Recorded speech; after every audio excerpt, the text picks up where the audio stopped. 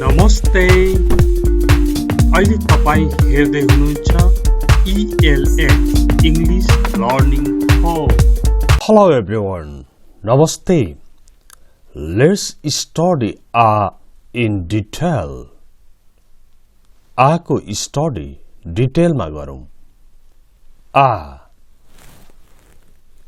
A-R-E means hun, chon, hong, chong, hau, chau. Okay? यो मात्र किन भनेको भन्दाखेरि हामी आर भनेर पनि भन्न सक्छौं आ मात्र भन्न पनि सक्छौं जस्तो How are you तपाईलाई कस्तो छ Are you okay तपाईलाई ठीक छ Why are you late तपाई किन ढिलो हुनुभयो यसरी मात्र भन्ने चलन छ तिनीहरू मलाई पर्खिरहेका छन् भन्दा They are waiting for me They are waiting for me तिनीहरू मलाई पर्खिरहेका छन् र यो आर को meaning are plus not are not means यसको नेगेटिभ सबै हुनको होइनन् छनको छैनन् हौको होइनौ यसरी हुन्छ are not contracted form aren't are not contracted form aren't means also hoinan chainan like they are coming आउँदैछन् they aren't coming आउँदै छैनन् they aren't coming आउँदै छैनन् we are you are they are they aren't they यो they कसरी हुन्छ भने are they coming तिनीहरू आउँदै छन् त aren't they coming तिनीहरू आउँदै छैनन् त These are different meaning. Now, let's see examples. Your friends are really helpful. Okay? Your friends are like your friends are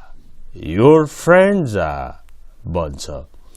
Your friends are really helpful. Your friends are really helpful. तिम्रा साथीहरू वास्तवमै सहयोगी छन्. Okay? Now let's see more examples. These are three different dialogues, different conversations, okay? फरक हुन् यिनीहरू. 1. Your friend Anu is waiting for you and you are asking question. Anu, where are you waiting for me? Anu, where are you waiting for me? तिमी मलाई कहाँनिर पर्खिरहेको छौ? At the bus stop. At the bus stop ma.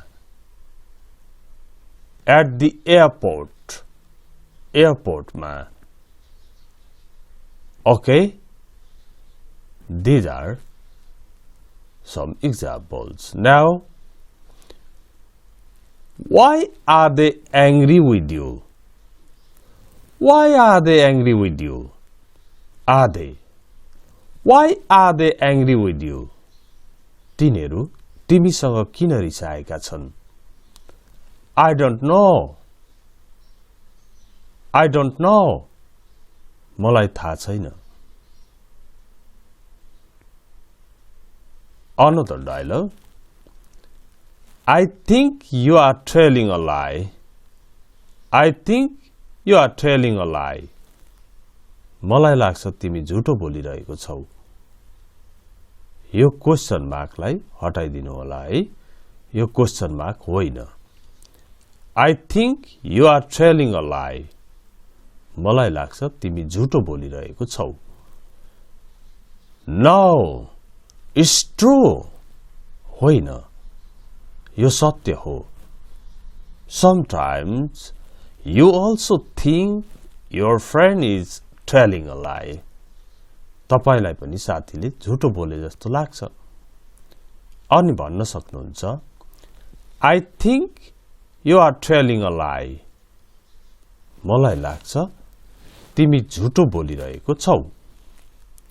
No, it's true. होइन, यो सत्य हो. No, it's true. यो सत्य हो. Okay? Now, let's see more examples. यसमा अब तपाईले यो जुन छ, sorry, other examples. Here हेर्नुहोस् त. They are students. तिनीहरू विद्यार्थीहरू हुन्. They are students.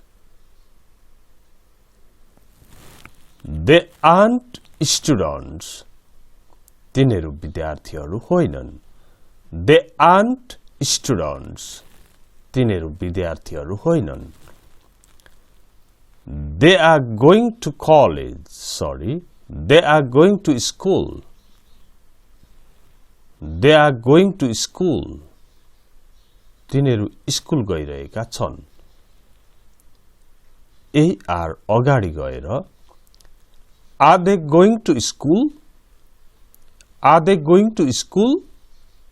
तिनीहरू स्कुल गइरहेका छन् त भनेर सोध्न सकिन्छ. Sorry. Now, let's see. यहाँनेरि हेर्नुहोस्. Your friends are. Friends र are मिलेर friends are भने जस्तै सुनिन्छ. Your friends are really helpful. Your friends are really helpful. Anu, where are you waiting for me?